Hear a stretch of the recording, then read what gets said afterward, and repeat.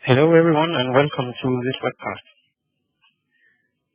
Today's presentation will be about the new features in AnyBody version 4.2 and some of the and it will also give you a general introduction to what AnyBody can do. My name is Untitled. I'm the presenter, and we also have Arne Kies as the host, and I have Sebastian Dendorfer on the panel list. So if you have any questions during the presentation, it's possible to type in these questions in the questioning box, which are situated in on your lower right corner of your screen. There will also be a question and answer session in the end of the presentation. The outline is, first I will give you sort of a general overview of the modeling system. I will show you how a typical user is using our system. I'll show highlight some of the new features of version 4.2 and give a demonstration of the new version together with a demonstration of the new repository. This demonstration will show you how to go from a 3D file to have a musculoskeletal model. The AnyBody modeling system can be used for analysis of activities of daily living. The AnyBody model, it uses a wide range of outputs such as the individual muscle forces and joint forces. And these forces can be used for creating boundary conditions for find element models. This can be done automatically for ANSYS models. For other type of FE models, we can produce XML output. It's available, and it's very easy to tailor this XML output to specific formats. And this picture here shows the individual muscle forces acting in the hip region. So you can use the system for all sorts of purposes. Together with the modeling system, we also have a library of body models. So when we create a new application, for example for gait, it's always based on these body models. And these body models, they cover the entire body, and it's the most detailed body models you can find. It has more than 1,000 muscle units in total, and the body model has been extensively validated.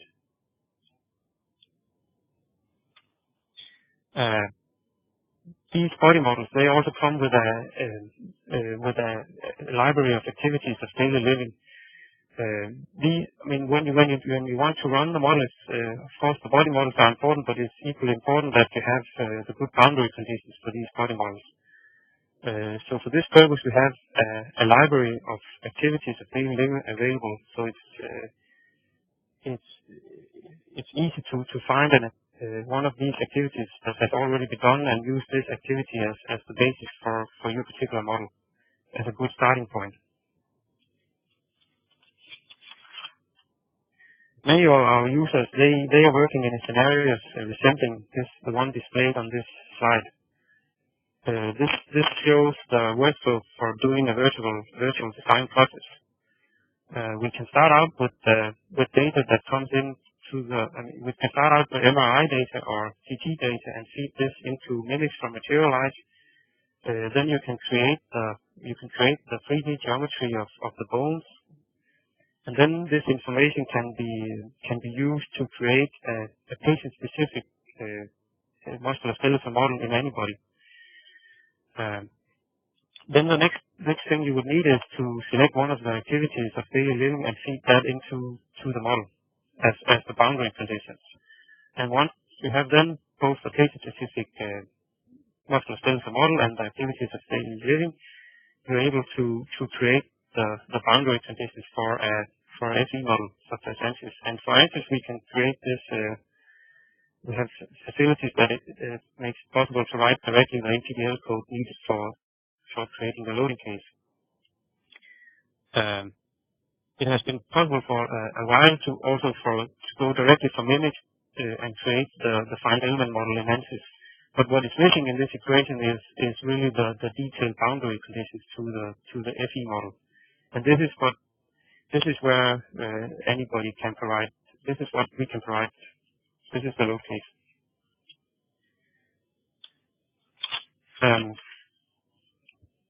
So Mimics can be used for creating the input to the musculoskeletal model in AnyBody. We can get the STL files and the bony landmarks, and using this information we can create a more patient-specific musculoskeletal model.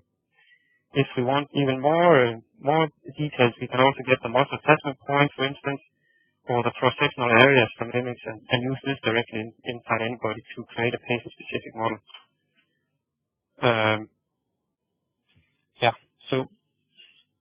So it's using this information, it's possible to create the patient-specific model. This is an example of such a patient-specific model. We have here to the left our standard 50 percentile model, and to the right we have our patient-specific model, where we what we want to analyze in this case is the stresses around the hip prosthesis, as you can see here. What you can notice on these, please notice the difference between these two pictures. You can see that all the muscle attachment points has been morphed onto a new bony geometry in this case. So this is really a patient-specific tailored model. And you can see here that there are really big differences in the hip region, especially.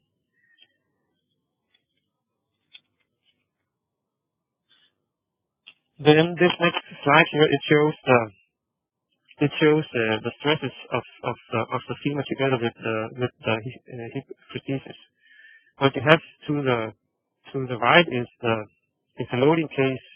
I mean, yeah, both pictures are showing basically the model doing the same task. It's a lifting task where the person is lifting up a box, and this particular stress plot is then is taken from the last time step of this motion.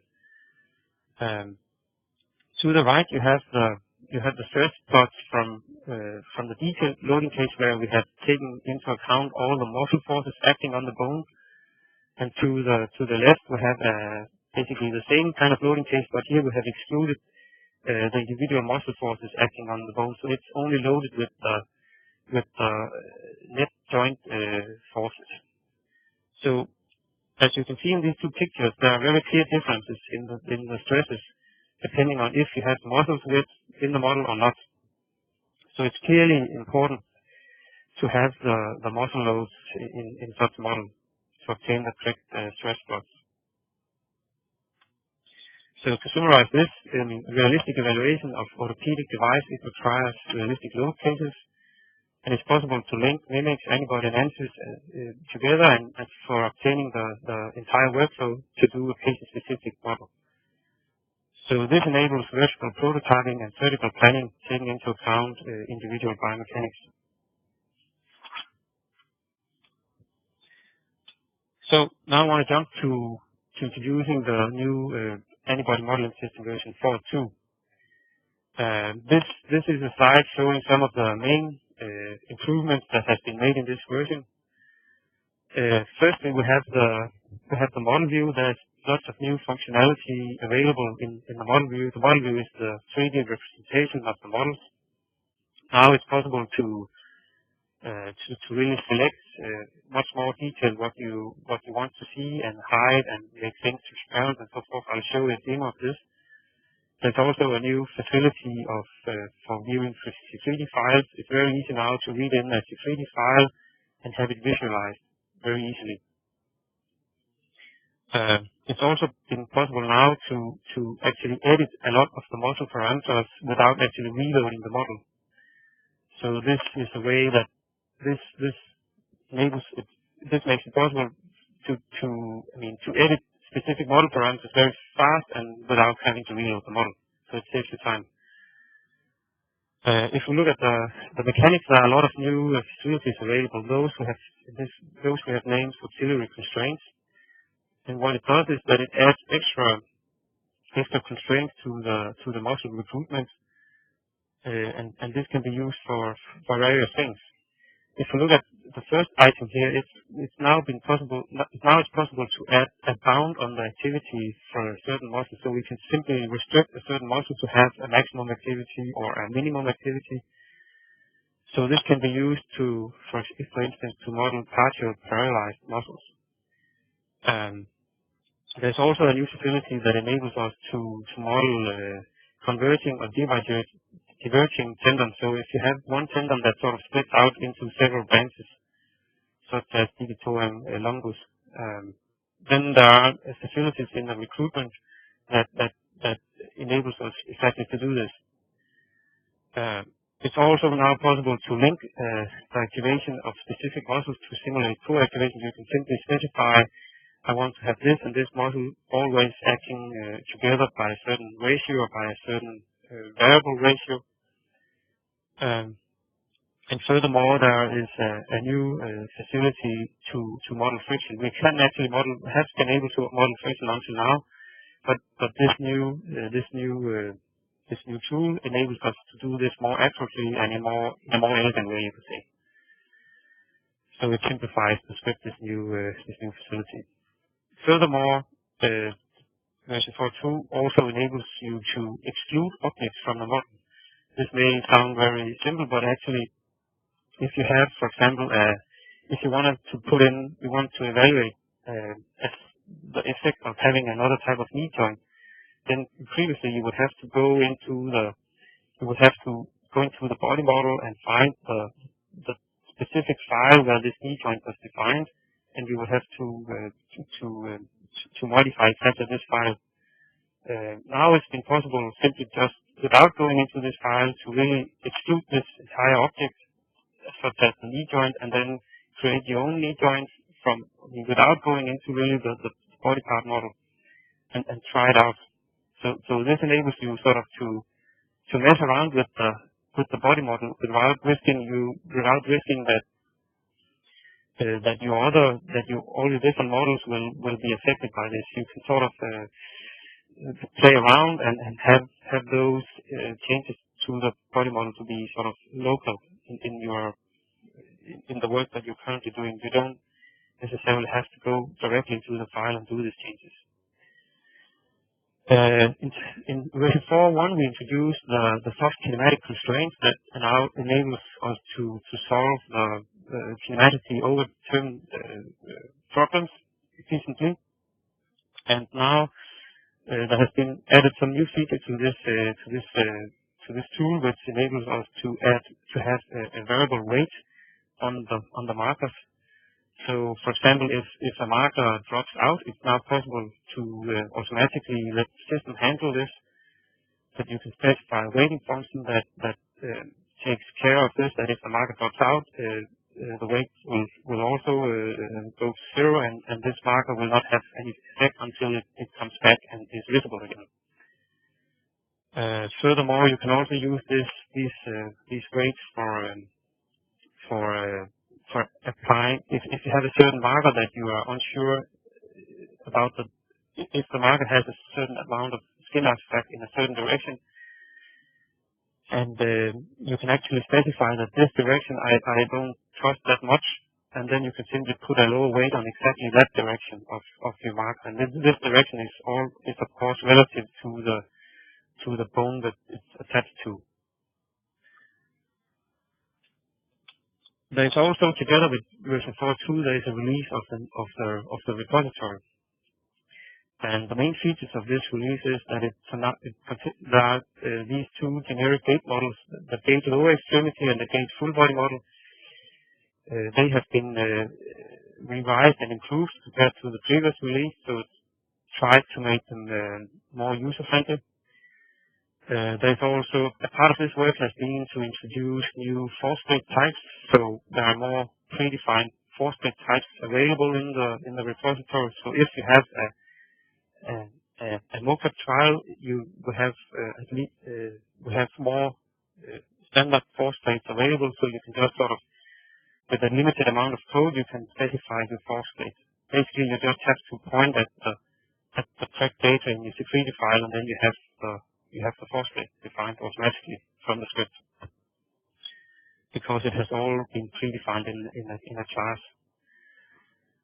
Furthermore, there's also there's an automatic shoulder rhythm that has been implemented into the repository. This enables us to control the entire shoulder burden by the motion of the humerus. So it effectively acts it effectively adds 5 extra constraints to the shoulder girdle. Additionally, we have also added an extra hand, the initial state of a hand model that has no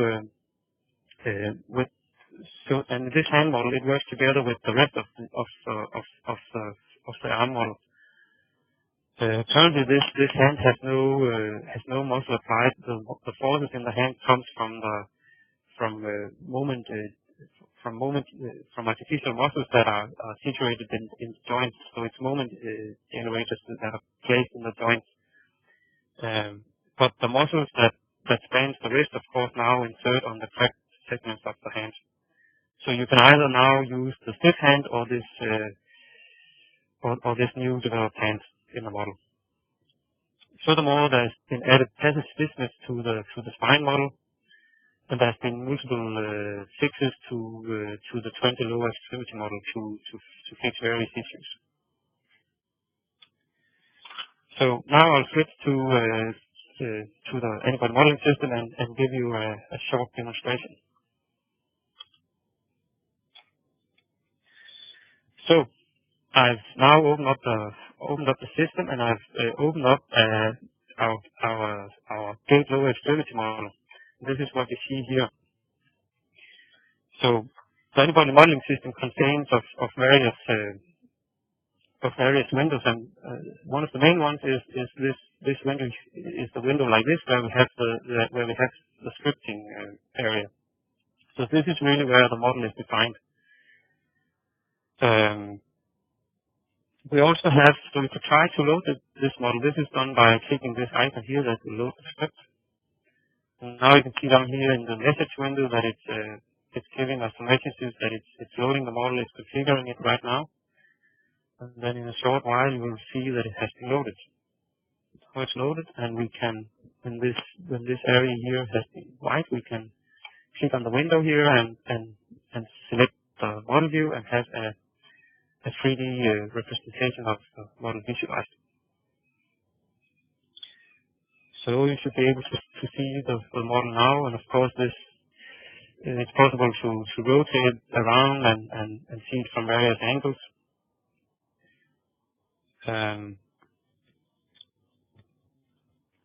What we have over here to the left is the operation trees. This operation tree allows you to run various operations on this model.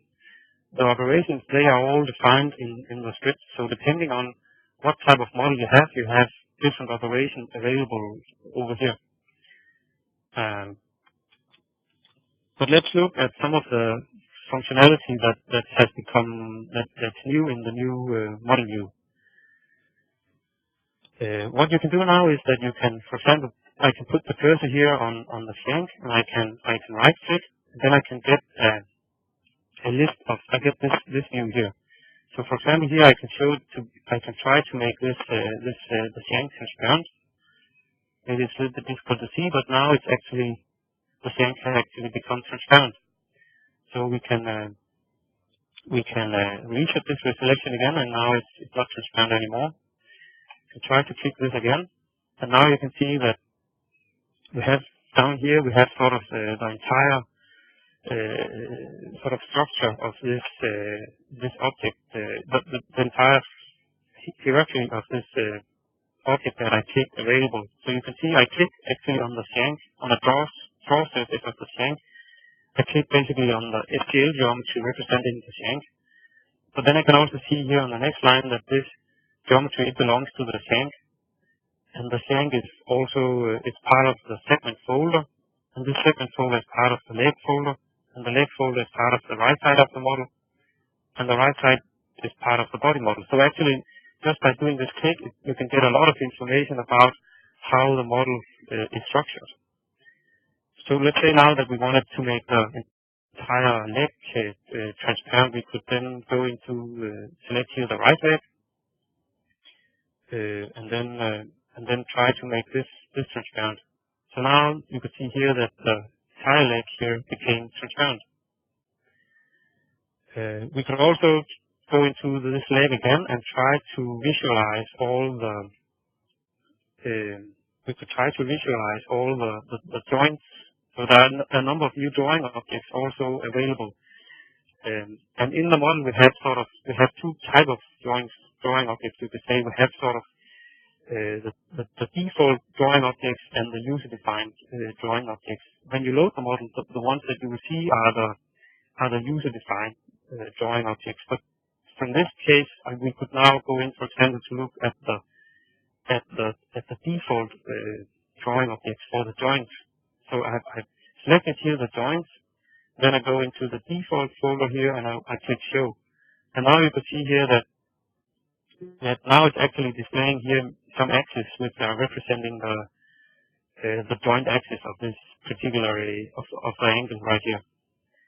So there are a bunch of new default drawing objects available that will hopefully make it easier for you sort of to understand the model and see exactly what the model represents.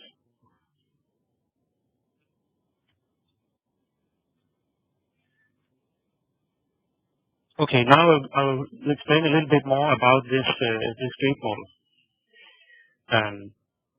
This gate model is a very good starting point if you want to do analysis of gait or any mocap-driven exercise.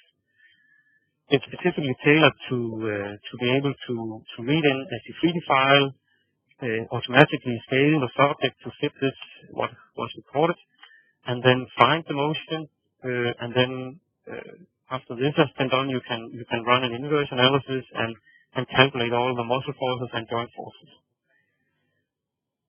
If you look here in the top, you can also see this. You have two defined statements.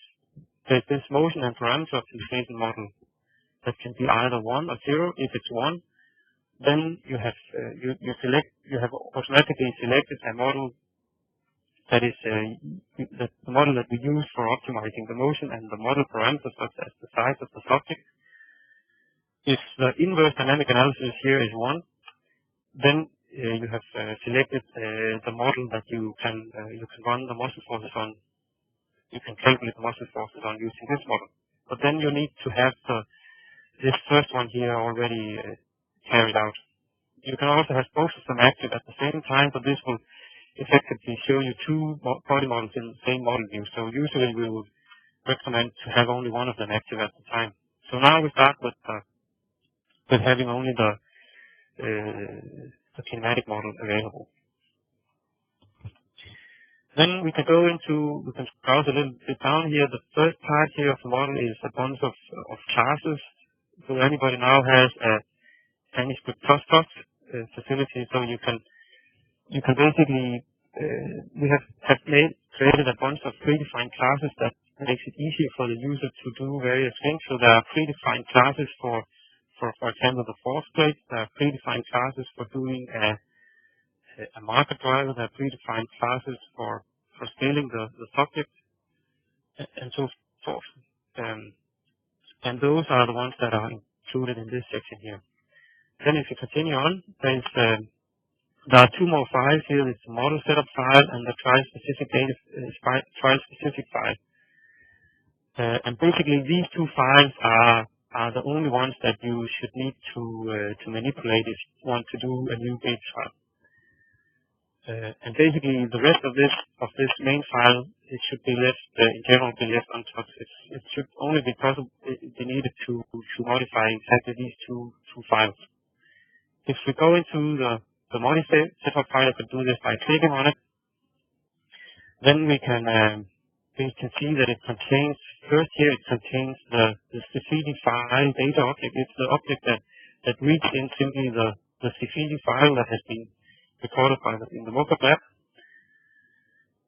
Then there is a class defining what are the segments to be optimized. What is it allowed for the optimizer to change the shank length? Is it allowed for the optimizer to change the tie length and so forth?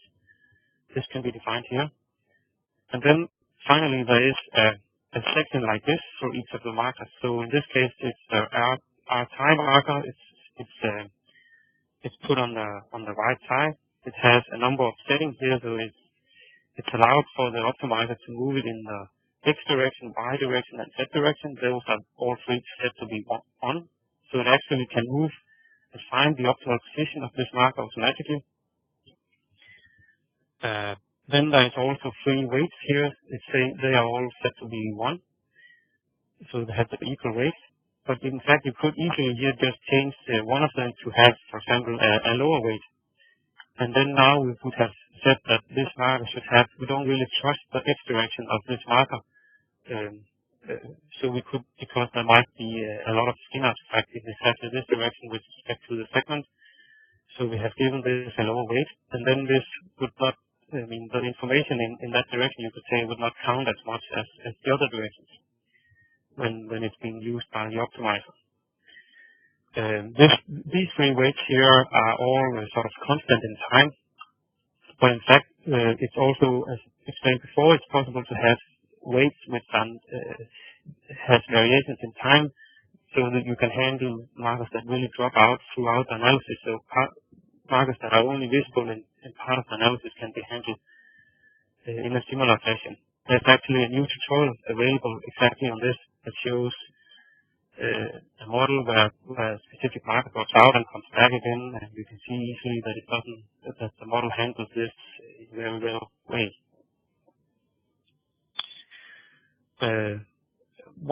Actually, this model setup file, this is a file that you only would need to change if you change sort of your experimental protocol. If you change your marker setup, marker protocol, you would need to go in here and define your markers.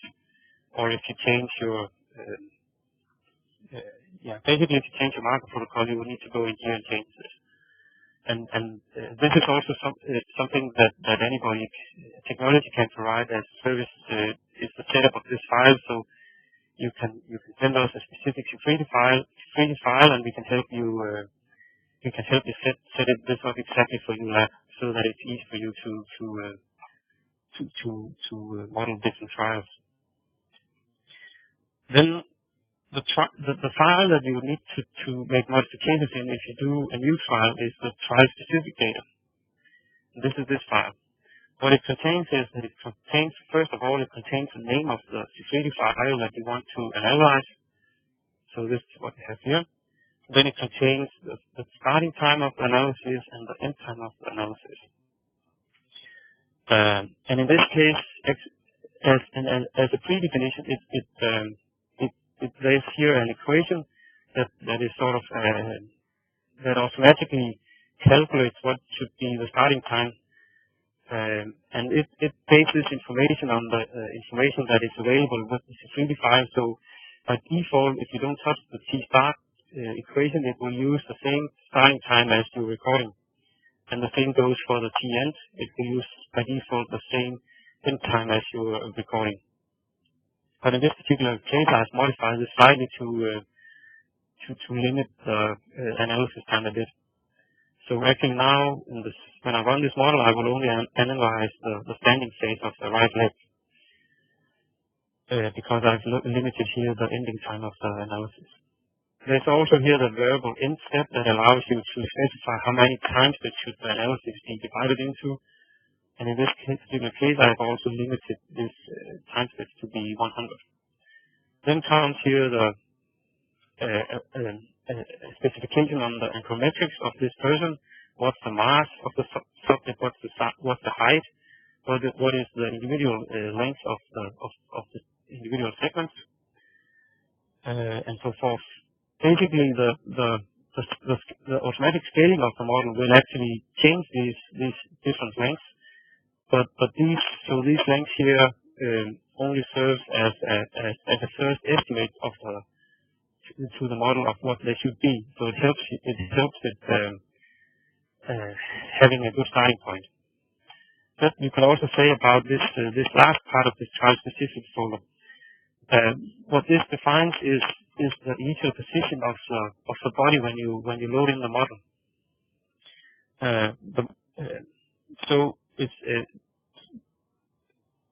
when you load in the model, you will have to specify where is the body model situated in 3D, And in general, this should be relatively, this should be not too far from where you have your markers,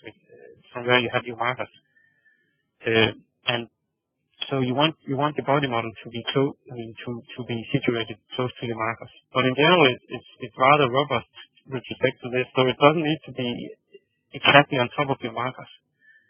But if you experience kinematic if problems in the first time step, this is the place sort of to manipulate the model to get sort of a better estimate on the initial position of the body model with respect to your markers, so that you're giving a good guess on the initial position. But remember that this is just an initial guess, and once the kinematics has been restored, this has no influence whatsoever on the model.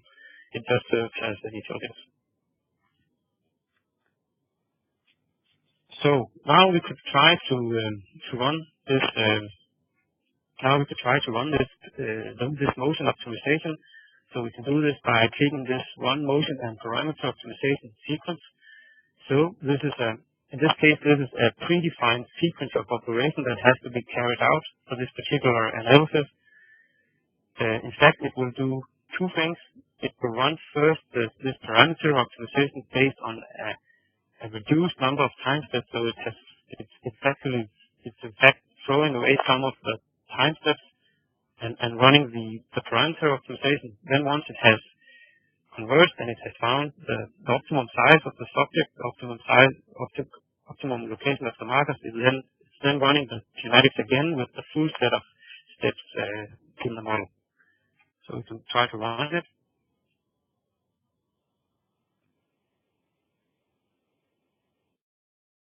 Now you should be able to see that it starts to walk, and now it will do sort of multiple steps, sort of to really optimize the motion. And now I think I'll switch off this model view, because in this optimization process it makes the analysis go a lot faster. And now you can see here in this section here of the screen that it's optimizing.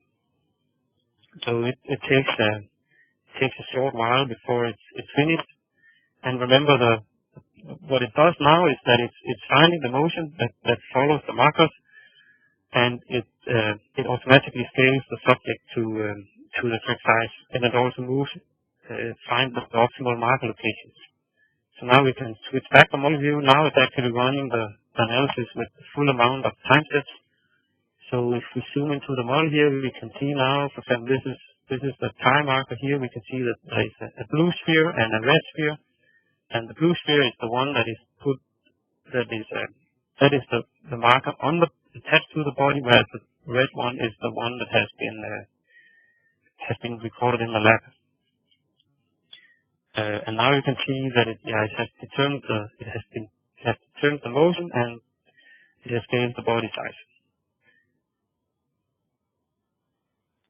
And now it finished this analysis, and now it has automatically saved all the joint angles and all the optimized parameters. So now we're ready to make the switch to the model with the muscle fin, so we can calculate what are exactly the muscle forces and joint forces. So we'll do the switch here in the top of the main file and load it again.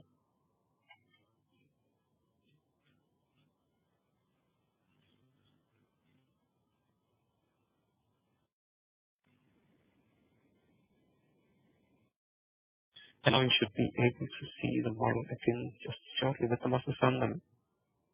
Yeah. So now you see again the model with the muscle fin.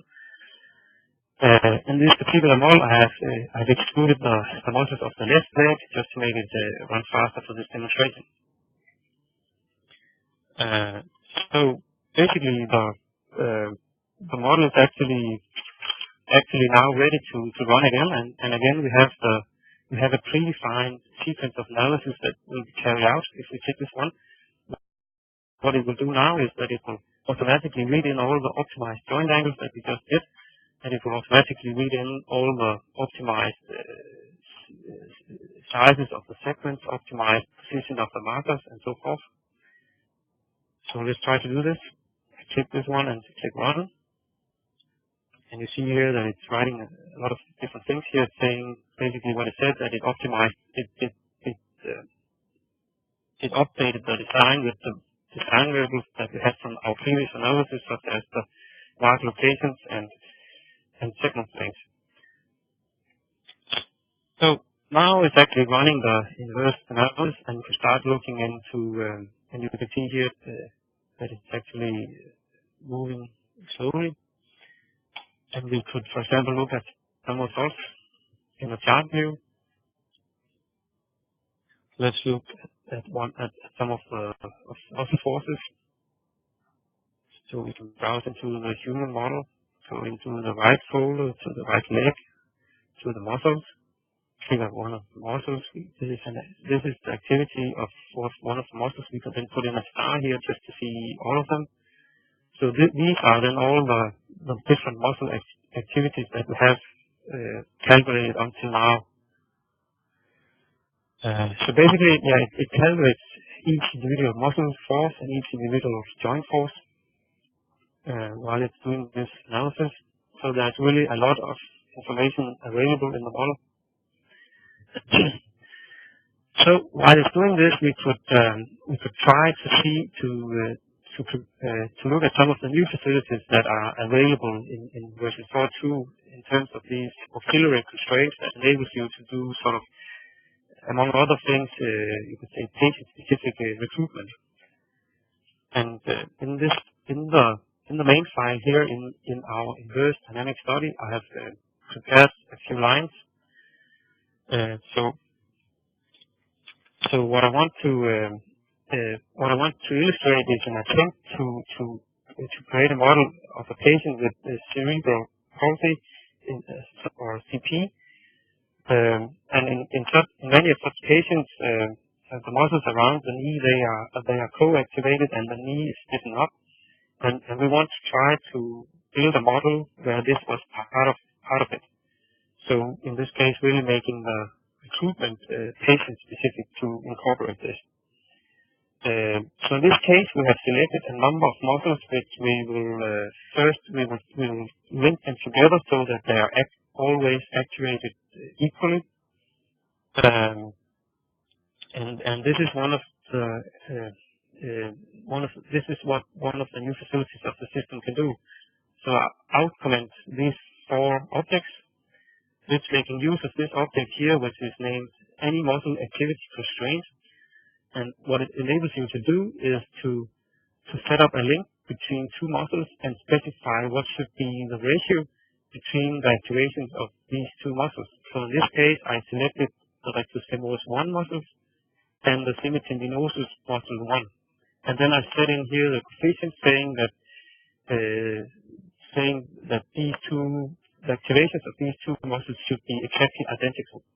This is what I will obtain by having coefficients here to be -1 and 1. Similarly, I have set up a link between rectus femoris 1, again the same muscle, and rectus femoris 2, and again with respect to rectus femoris 1 and semiparthenosus 1, and rectus femoris 1 and biceps and the long head of the biceps femoris muscle. So now I've created four links that links these four muscles to be exactly equal in activation. Because this is what you see in some of these patients, that many of the muscles, they are co-activated. We also wanted, in this case, to introduce specificity in some sense. So we can do this now by introducing lower bounds for the activation of certain muscles. So in its simple form, it would simply be, we can put in a constant lower bound of the muscle, or a maximum or an upper bound of the muscles to be a constant value. So, and this is what we can do with this object called any muscle activation bound. So, for example, here you can switch on or off if you want to have the lower bound. In this case, it's on. You can look here at the upper bound. It's on. It can also be on and off. In this case, it's off. But you can see here for the upper bound, if we switch this one here to off, we would then have an upper bound of the muscle activation to be 50%. But in this case, we wanted it to be a little bit more sophisticated. So since we know that many of these agents, they have problems, if you try to stretch the model, you can easily introduce this specificity.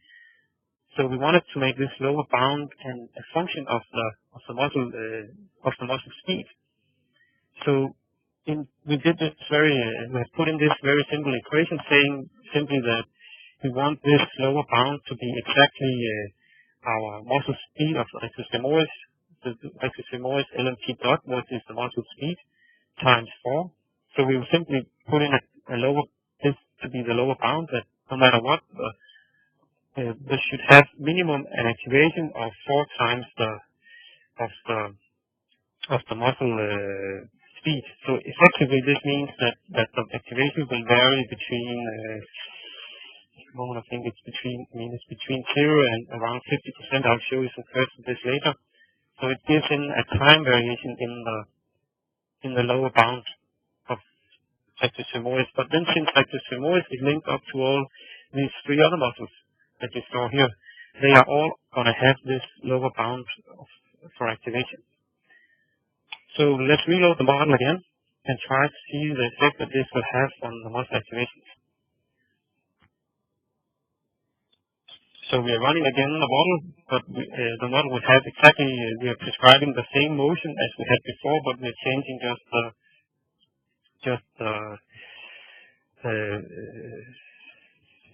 the recruitment of certain muscles. So let's run it again.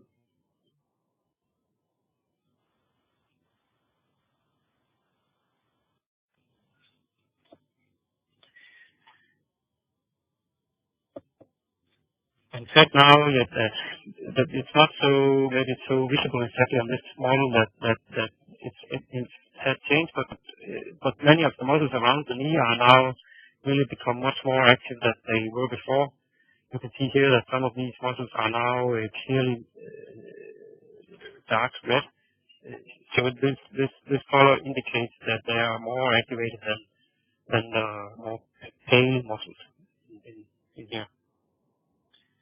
So this is in fact, if you put the mouse on this one, this is actually the biceps caput-longus muscles, which is one of those that we constrain to have a certain lower bound of the activation.